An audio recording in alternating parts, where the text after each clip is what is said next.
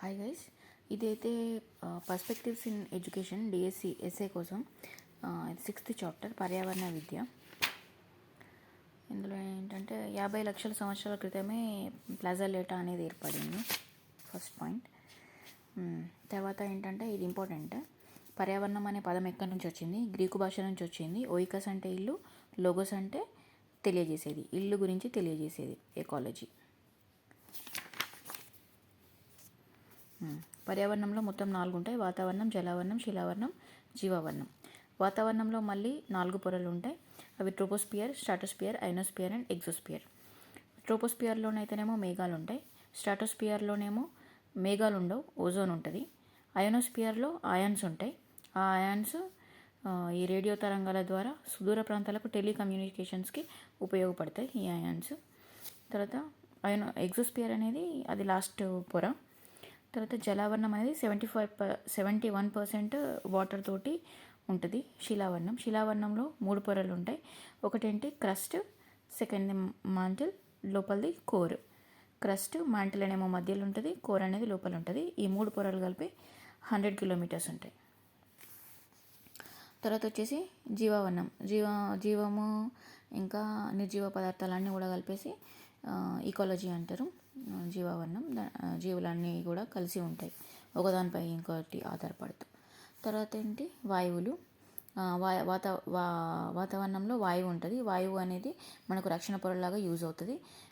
ఇది వాతావరణం లేకపోతే మేఘాలు అనేవి ఏర్పడవు. వాయు కాలుష్యం ఎట్లా జరుగుతుందంటే మొత్తం 8 ఇక్కడ ఇచ్చారు: carbon, sulphur, nitrogen, O3, hydrocarbons, లోహాలు, కాంతి రసాయన చర్యలు. తర్వాత నీటి కాలుష్యం 3. ఇదేంటి domestic, industrial and agriculture wastage వల్ల జరుగుతుంది. నేల కాలుష్యం మొత్తం 10 ఇచ్చారు: అగ్నిపర్వతాలు, పరిశ్రమలు, భూకంపాలు, వీటన్నిటితో సహా నేల కాలుష్యం అనేది సంభవిస్తాయి. ఓకే, ఇక్కడ ఇంపార్టెంట్ పర్యావరణ విద్య పాఠ్య ప్రణాళికలో ఎలా ఉండాలి. ఫస్ట్ ఏం చెప్పిందంటే ఇక్కడ గాంధీజీ గారు స్వాతంత్రానికి పూర్వం ఏం చెప్పిందంటే వృత్తి విద్య అంటే వృత్తిని కల్పించేదిగా ఉండాలి విద్య, వృత్తి ప్రాతిపదికన విద్య అనేది ఉండాలని చెప్పింది ఎవరు? గాంధీజీ గారు స్వతంత్రానికి పూర్వం. స్వతంత్రం వచ్చిన తర్వాత 1952లో మొదలియార్ కమిషన్ వచ్చింది. సో దాంట్లో ఏం చెప్పిందంటే పర్యావరణ విద్య గురించి సాంఘిక శాస్త్రం, సామాన్య శాస్త్రం ద్వారా విద్యార్థులకు ఈ పర్యావరణం పైన బాధ్యత నేర్పాలని చెప్పింది మొదలియార్ కమిషన్. తర్వాత కొఠారి కమిషన్ ఏం చెప్పిందంటే చదువుతూ సంపాదించడం అనే భావన గురించి చెప్పిండ్రు. ఈశ్వరీబాయి పటేల్ ఏం చెప్పిండ్రు? పరిసరాల విజ్ఞానం 1 అంటే సాంఘిక శాస్త్రం, పరిసరాల విజ్ఞానం 2 అంటే సామాన్య శాస్త్రం. ఇవి రెండింటిని పెట్టాలని చెప్పింది ఈశ్వరీబాయి పటేల్. సో ఆ ఈశ్వరీబాయి పటేల్ ప్రకారం మనకు ఉమ్మడి ఆంధ్రప్రదేశ్లో APPEP, Andhra Pradesh primary educational programme అనే దాంతో ఈశ్వరీబాయి పటేల్ది పరిసరాల విజ్ఞానం 1, 2ని మనకు చెప్పిండ్రు. తర్వాత RH దవే అధ్యక్షతన ఏర్పడింది ఏంటిదంటే NPE 1986. దీని ప్రకారం 11 అంశాలతో పాటు ఒక లిస్ట్ని తయారు చేసిండ్రు. దాన్ని ఏమంటారంటే మినిమం లెవెల్ ఆఫ్ లెర్నింగ్స్, అంటే మినిమం లెర్నింగ్స్ అనేవి అభ్యసన స్థాయిలు ఉండాలి. అవి ఏంటంటే 11 అంశాలతోటి చేసిండ్రు మినిమం లెవెల్ ఆఫ్ లెర్నింగ్స్. అది RH దవే అధ్యక్షతన ఏర్పాటు చేసిన NPE 1986 ద్వారా మనకి ఇచ్చిండ్రు. కాలుష్యం. తర్వాత ఇక్కడ ఫస్ట్ టైం ఏంటంటే పర్యావరణ విద్య యొక్క లక్ష్యాల గురించి ఒక కార్యగోష్ఠి అనేది ఏర్పాటు చేసిండ్రు. ఎక్కడంటే బెల్గ్రేడ్లో. ఇయర్ వచ్చేసి 1975. అప్పుడు మనకి ఎమర్జెన్సీ నడుస్తుంది ఇండియాలో. గ్రీన్ హౌస్ ఎఫెక్ట్ అంటే ఏం లేదు, బాగా కాలుష్యం అనేది పెరిగితే కార్బన్ డైఆక్సైడ్ పెరిగి అది ఏమంటారు ఐఆర్ని పట్టుకొని మనకి ఎక్కువగా ఏమంటారు వేడిని భూమిపైన ఒక బ్లాంకెట్ లాగా లోపలనే ఉంచుతుంది. దాన్ని ఏమంటారు గ్రీన్ హౌస్ ఎఫెక్ట్ అంటారు. అది అంటే భూమి యొక్క ఉష్ణోగ్రత అనేది పెరుగుతుంది. That is. తర్వాత ఏంటంటే బ్లూమ్స్ పేర్కొన్నారు. మనకు ఇంతకు ముందునే బ్లూమ్స్ వర్గీకరణ మనకు తెలుసు. దాంట్లో ఏంటంటే పర్యావరణ విద్యా లక్ష్యాల గురించి కూడా ఇతను బ్లూమ్స్ చెప్పిండ్రు. వాటిలో ఉండేటి ప్రాధాన్యతనిచ్చే అంశాలు ఏంటంటే జ్ఞానాత్మక అంశాలు, భావోద్వేగ అంశాలు, నైతిక ఆధ్యాత్మిక అంశాలు మరియు ఆచరణాత్మక అంశాల గురించి చెప్పిండ్రు. ఓకే, తర్వాత ఏంటంటే పర్యావరణ అభివృద్ధి అనే ఒక భావన అనేది ఒక నివేదిక ద్వారా బయటకు వచ్చింది. అదేంటంటే అవర్ కామన్ ఫ్యూచర్ ఇన్ 1987. 1987లో మన కామన్ ఫ్యూచర్ అనే ఒక నివేదిక ప్రకారం పర్యావరణ అభివృద్ధి అనే భావన అనేది బయటకు వచ్చింది. అది వీటన్నింటికీ కూడా ఆధారం ఎవరు అంటే బ్రంట్లాండ్ కమిషన్ ప్రకారం. బ్రంట్లాండ్ కమిషన్ ఈ పర్యావరణం యొక్క అభివృద్ధి అనే ఒక భావన అనేది దీంట్లో కూడా ఉంది. దాని ప్రకారమే ఈ భావనను ఈ నివేదిక ద్వారా బయటికి తీసుకొచ్చిండ్రు. Our common future in 1987. Okay.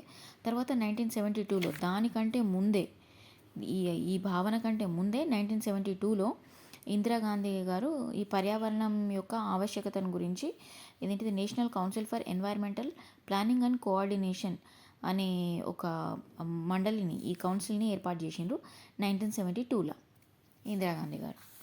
Okay. తర్వాత 1980లోనేమో ఒక ఫండ్ని ఏర్పాటు చేసిండు వరల్డ్ లైఫ్ కోసం. అది 1980లో స్వచ్ఛంద సంస్థల ద్వారా. తర్వాత UNESCO social educational socio culture దాని గురించి ఈ యునెస్కో అనేది ఏర్పడింది. అది ఒక ఇంటర్నేషనల్ ఎన్వైర్మెంటల్ ఎడ్యుకేషనల్ ప్రోగ్రామ్ని రూపొందించి పిల్లలందరికీ కూడా ఈ పర్యావరణం గురించి కార్యక్రమాలు అనేవి రూపొందించింది. ఓకే. యునెస్కో. ఇంకా తర్వాత ఏంటంటే ఈ ఎన్జిఓలు అంటే నాన్ గవర్నమెంటల్ ఆర్గనైజేషన్స్ దాదాపు 23 జిల్లాలలో ఒక ప్రోగ్రామ్ని పెట్టిండ్రు ఈ పర్యావరణం గురించి తెలియజేయడానికి, ఉపాధ్యాయులకు శిక్షణ ఇవ్వడానికి. అదేంటంటే environmental education in the state of Andhra Pradesh, మన ఆంధ్రప్రదేశ్లో. ఓకే. ఉమ్మడి ఆంధ్రప్రదేశ్లో. ఓకే. ఇప్పుడు ఇక్కడ మనకి ఒక 3 ఇయర్స్ వచ్చినాయి, అది మనం గుర్తుపెట్టుకోవాలి. ఫండ్ వచ్చేసి ఇప్పుడు 1980లో 850 కేంద్రాలను ఏర్పాటు చేశాను. 1980లో వరల్డ్ లైఫ్ ఫండ్ అనేది ఏర్పడింది. తర్వాత 1972లో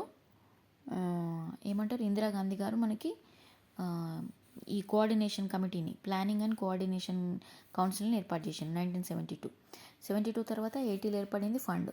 తర్వాత 87లో ఏర్పడింది అవర్ కామన్ ఫ్యూచర్ ఇన్ అనే ఒక నివేదిక బయటకు వచ్చి పర్యావరణ అభివృద్ధి అనే భావన నిలిపించింది. First, second, third. ఓకే. దాని తర్వాత యునెస్కో ఈ ఇంటర్నేషనల్ ప్రోగ్రామ్. తర్వాత వచ్చింది ఏంటిది AP environmental education in the state of Andhra Pradesh. Fine. తర్వాత పరిపోషిత వికాస అభివృద్ధి అంటే ఏంటంటే సస్టైనబుల్ డెవలప్మెంట్. తెలుసు కదా మనకి ఇప్పుడు 17 గోల్స్ ఉన్నాయి, సస్టైనబుల్ డెవలప్మెంట్ గోల్స్, దాని గురించి. ఓకే. ఇదొకటి. ఇక్కడ ఒకటి ఇచ్చిండ్రు ఏంటిదంటే పాఠశాల పరిశుభ్రతకు ప్రాధాన్యతను కంపల్సరీ ఇవ్వాలి. దాంట్లో ప్రతి నెలలో మనకు రెండో శనివారం ఏంటిది సెకండ్ సాటర్డే కదా, అప్పుడు హాలిడే తీసుకుంటారు. థర్డ్ శనివారం మాత్రం ఏంటిదంటే పరిశుభ్రత మొక్కలకు సంరక్షణకి కేటాయించాలి ప్రతి స్కూల్. ఓకే. 3వ శనివారం ప్రతి నెల. జూన్ 5 ఏమంటారు ప్రపంచ పర్యావరణ దినోత్సవం అంటారు, పాఠశాలలో జరపాల. తర్వాత జాతీయ విద్యా విధానం 1986 ప్రకారం ఏం చెప్పిందంటే పరిసరాల సంరక్షణ చేయాలా, అది పాఠ్య ప్రణాళికల్ని అన్ని దశల్లోనూ ప్రవేశపెట్టాలి, ప్రతి క్లాస్లోనూ ప్రవేశపెట్టాలని చెప్పింది ఎవరు? జాతీయ విద్యా విధానం 1986. ఈ వైల్డ్ లైఫ్ ఫండ్, ఈ ఫండ్ అనేది మనకి ఇంతకుముందే ఏమొచ్చింది చెప్పండి. మనకి ఇక్కడ ఒకటి 1980లో వచ్చింది కదా. ఏమండి world life fund for nature 1980లో ఏర్పడింది. 850 సంస్థలు దీంట్లో ఏర్పాటైనాయి. World life fund for nature 1980. మరి ఇక్కడ world life fund for nature same 1989లో. ఇది ప్రభుత్వేతర సంస్థల డైరెక్టరీ ఆఫ్ ఎన్వైర్న్మెంట్లో దగ్గర 850 ప్రభుత్వ సంస్థలు పరిశోధనగా పనిచేస్తున్నాయని వెల్లడైంది. నివేదిక అనేది వెల్లడైంది ఎప్పుడు? 1989లో. బట్ ఏర్పాటు చేసింది ఎప్పుడు? 1980లో. ఎంతగానో ఇంపార్టెంట్, బట్ ఎప్పుడు ఏర్పడింది మాత్రం 1980 ఇంపార్టెంట్. ఇప్పుడు 850 కాస్తే ఇప్పుడు 3000 దాకా వచ్చింది సంస్థలు. ఓకే. ఈ అంతర్జాతీయ ప్రభుత్వేతర సంస్థల సంక్షిప్త జాబితా దేని గురించి? ఈ పర్యావరణ పరిరక్షణ చేపట్టే ఈ సంస్థలు. ఇవి మ్యాక్సిమం ఎట్లా అడుగుతారంటే డిస్క్రిప్టివ్గా, అంటే దాన్ని ఎలాబరేట్ చేసి రాయండి అని చెప్తారు. ఇదేంటిది?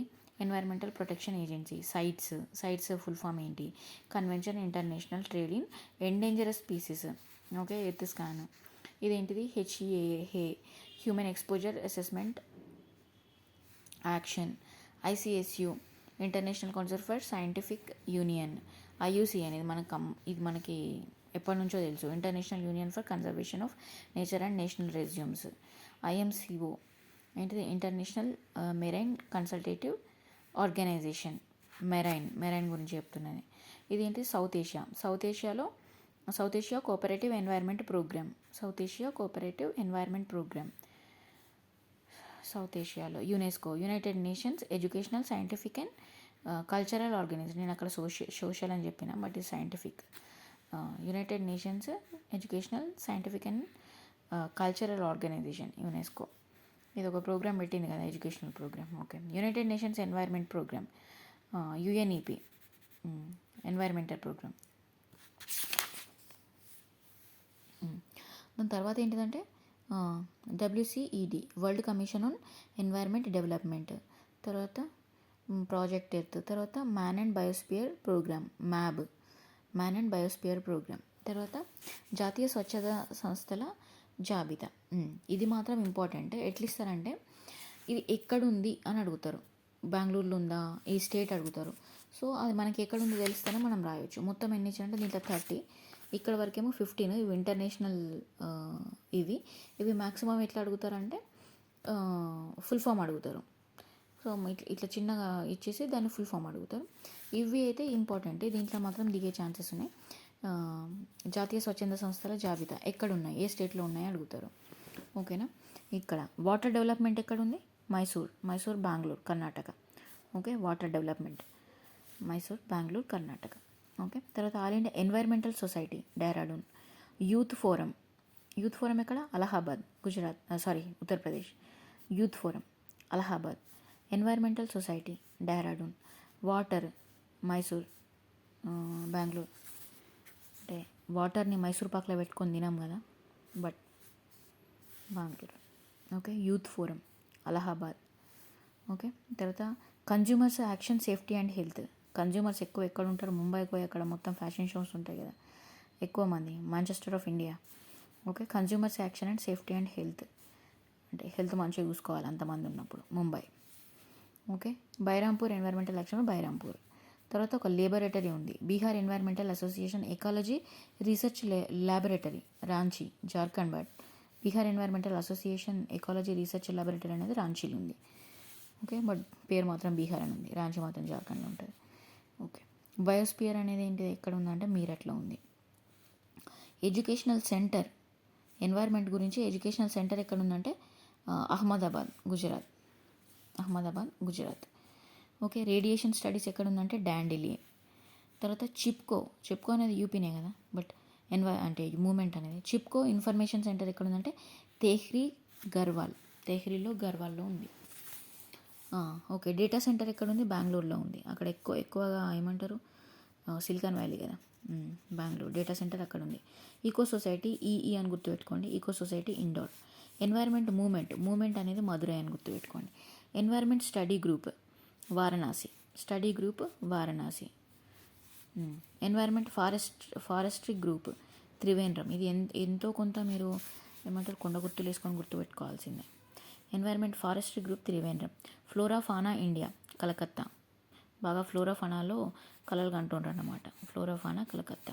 National society for friends and trees. Friends ఎక్కువ అవుతారు ముంబైకి వెళ్తే, ఎందుకంటే ఎక్కువగా వ్యాపారాలు అవి నడుస్తాయి. సో తక్కువకి అన్నీ కూడా దొరుకుతాయి కాబట్టి friends and trees, Mumbai. Gorakhpur అంటే గోరఖ్పూర్లో ఉంది. Indian society of limnology and oceanography important, న్యూఢిల్లీలో ఉంది. మ్యాక్సిమం గోవా అనుకుంటారు. Indian association limnology and oceanography, New Delhi. Indian society for nature and environment, Ludhiana.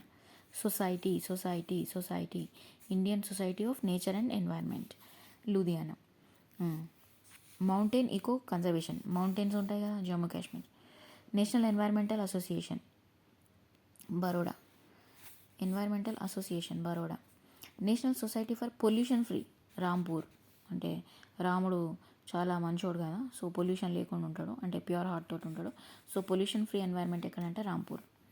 Okay. People's environmental protection society, Visakhapatnam. Okay.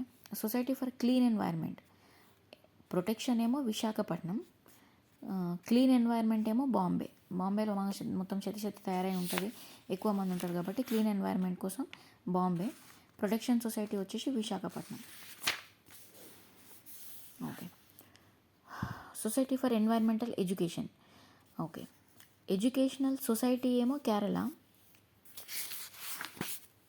Okay, educational centre ఏమో Ahmedabad.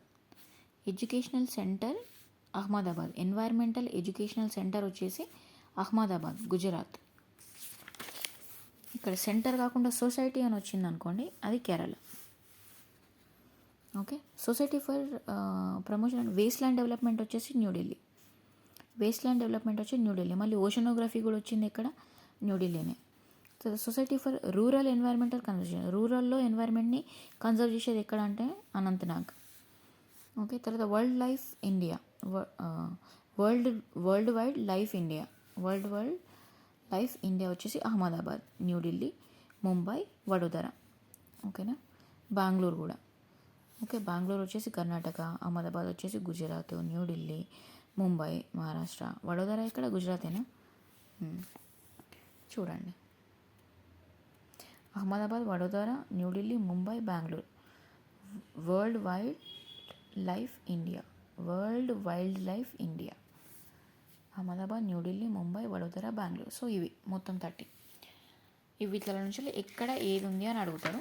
So గుర్తుపెట్టుకొని రాయాల్సి ఉంటుంది. That's it. Chapter over.